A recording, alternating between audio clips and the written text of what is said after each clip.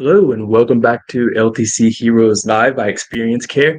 I am at my second Innovation Summit, second year in a row in Nebraska, and I'm excited because it's the second time I get to interview Amber Lihs. Did I get it right? She's the founder of Golden Gin Movement. Amber, welcome to the program. Thank you. Thanks for Amber, last year, I think we talked about a scholarship and your visit to DC, but this year we're here to talk about something new.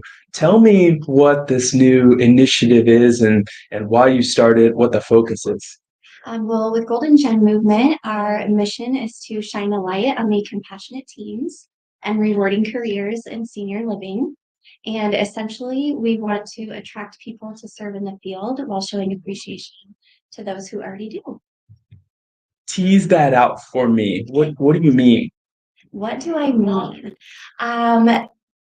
I will tell you that one of my biggest motivators for this, which will hopefully tell you what I'm meaning, is that when I'm serving in a leadership role in life enrichment, I have the opportunity to go to a lot of different conventions and summits and things and learn about all these wonderful tools and techniques that are being found to have great impact on quality of life for seniors living in long-term care.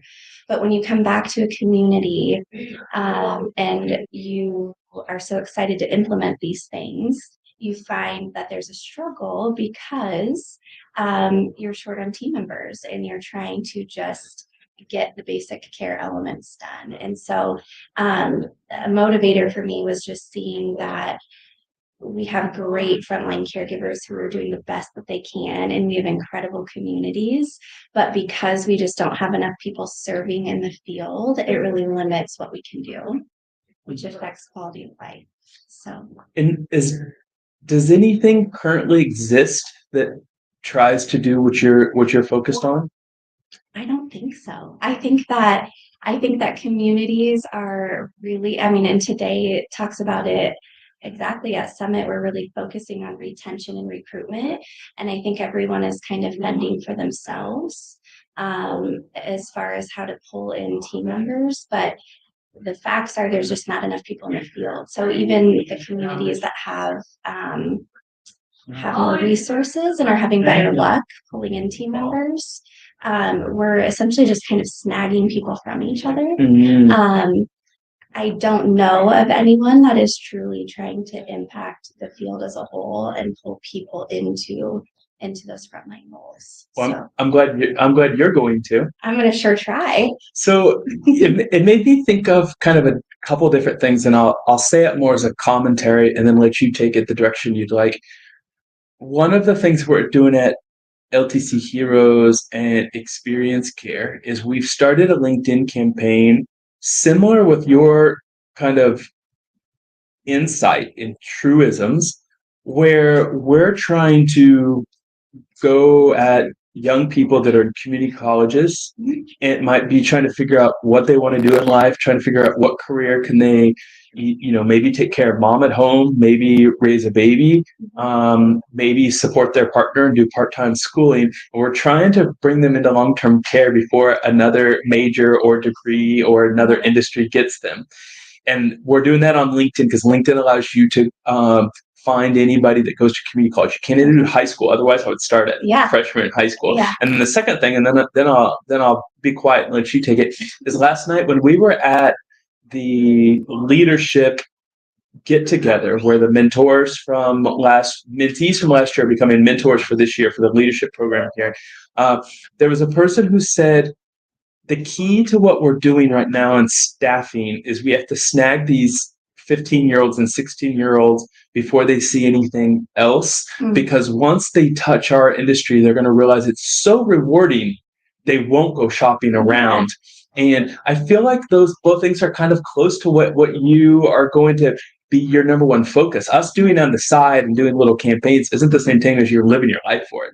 Yeah, that's really exciting. I know of different efforts to support, like CNAs directly, but I think what we're trying to do is truly focus on all of those frontline team members, and that can be housekeeping, dietary, life enrichment, and CNAs, med aides. But I love the idea of getting into high schools and just making sure that they know about us. And my first experience, aside from being connected with my grandma, is what pulled me into in high school taking the CNA course, and which is developed into this. So I think there's really great opportunities in senior living, whether it's wanting to start in some of those frontline roles and work up, or truly having that be your calling.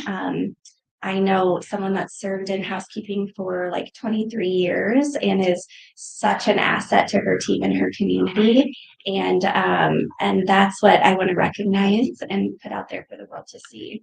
Tell me, what are your biggest challenges currently? What stage are you in with Golden Gin Movement?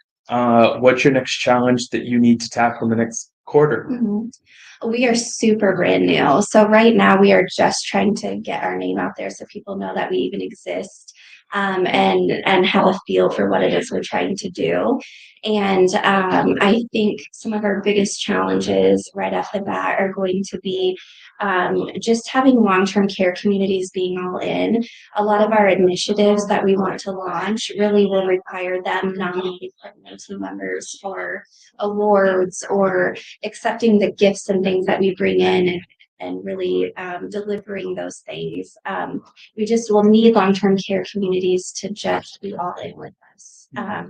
So that'll be a challenge. And then funding too. Obviously, we're a nonprofit, and everything that we're doing is purely on volunteer basis. The nonprofit hasn't hired anyone yet, but I'm doing it part-time when I'm not working. And so there's a lot that really could be done to make the impact that we want to make. So just time and finances are the. Do you have any models of inspiration or leaders that have inspired you to kind of develop this business plan and the strategy that you hope to execute? I think my trip to DC last year with Nebraska Healthcare Association was one of the biggest moments for me that made me realize that I love serving seniors, and I've been blessed to do so in really incredible communities and for great companies, but I just want to affect the whole.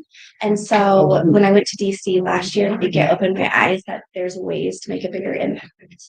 Jaylene with Nebraska Healthcare Association has just been such a motivator for me, a mentor. And I would say for leaders, I had the fortune to serve under Courtney Schmidt, and alongside also Tammy Spiker. And both of those people are in life enrichment, and they just are such advocates for seniors. No matter what the topic, whether it be life enrichment specific or how to go about things a certain way, they just inspired me to always be looking for what maybe other people aren't noticing. And to just kind of go for it and fight for it. So as far as business model, not necessarily, but just my heart and following it, and always looking out for what's best for seniors, definitely came from them. And how would you define success a year from now? And then what's your big lofty goal that maybe 10 years from now? Like what do you know that you need to be? Where do you need to be a year from now? Yeah. And then where do you dream? Yeah. I told my husband that worst case scenario, we get out some gifts to frontline team members and we brighten their day, and then they provide some really great care that day to their residents. So that's worst case scenario for me, which is still a bonus. But best case scenario, I would say in this next year, we would really like to initiate some of our impact awards. We would really like to just be doing interviews and highlighting teams that are just really dedicated and making a difference. 10 years from now, I imagine having excellent resources to support leaders in how they support and serve their team members. seminars or conferences. There's really great things like this here today that support leaders, and then they go back to the community and struggle through that day to day.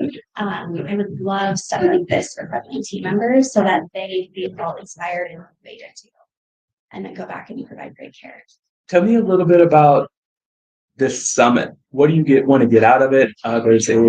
There's going to be a tech pitch in the afternoon. There's going to be a debate between recruitment and retention. You kind of spoke to that. We're kind of just picking team members from each other. And also, we have a big announcement tomorrow. What are some things that you hope to get out of this week's summit?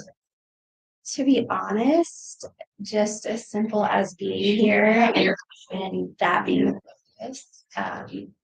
It's really hard and icky to talk about the fact that we're in a staffing crisis that doesn't work on brands and our companies, but it is so important to recognize that it really is a problem. And so just being surrounded by people that are really thinking about that and doing that and trying to figure out how to I just being super that's all I need. I last night at the kind of the mentor meetup, I heard a lot of individuals talking about the staffing mandate and kind of like what's coming about. And then we heard Jaylene say this morning, hey, we need out of the entire country, we need 10,000 signatures. Nebraska is going to come up with 1,000 to talk to CMS. What are the most unique ways that you hear people talking about how to help with the staffing crisis? Because we've been talking about this for 3 or 4 years. You have your ears to the ground. What do you feel that small rural communities are doing well? I think that small rural communities, which I live in one and served in one for a long time, I think something that they have going for them is just the uniqueness and how small and connected they are. When you serve in a long-term community in a small town, you are often very connected to the residents with their families and maybe what they did for a career. And so I think just building on that connection and those relationships is probably what draws them in the most.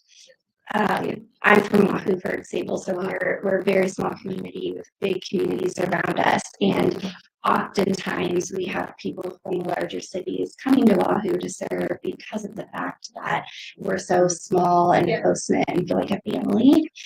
So I think if they really build on that and make sure they're recognizing teams and how valued those roles are. So I'm just going to say housekeeping because I mentioned a team member before, Lisa. We think of housekeeping, and I think we often forget how close-knit those teams are to our residents. They are in their rooms in and out every day, supporting all of their little needs that are healthcare related, and they build such close relationships. So recognizing how important those roles are and really appreciating those little things that they do day in and day out, because that's what really makes a difference in our residents' life every day. So I don't know. I guess I don't know. I'm more of a relationships person, so I don't know if there's a really great brand plan for recruiting and retention. For me, it's relationship based. Just appreciation and honoring those little things that they do. You and I this morning were interviewing members of the association, coming in and asking them fun questions and making some reels to cut up for tomorrow at the end of the session. I'm going to ask one of those questions to you.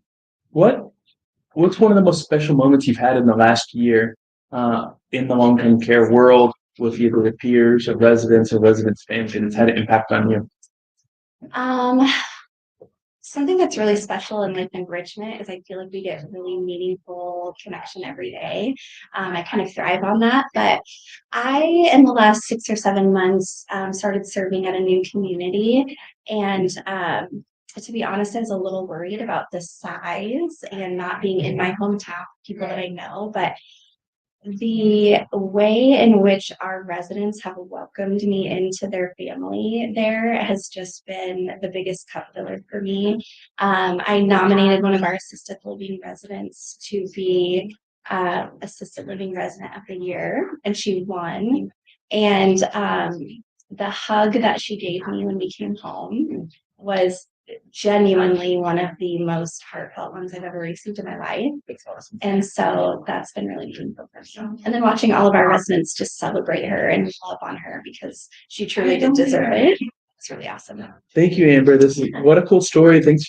Hopefully we can do this every year. Next year you'll be doing a new initiative and growing and have a team underneath you and have thousands of stories to share. Thank you for joining me on LTC Heroes. Thank you.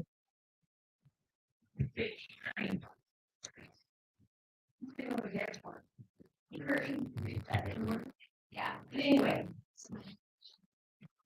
So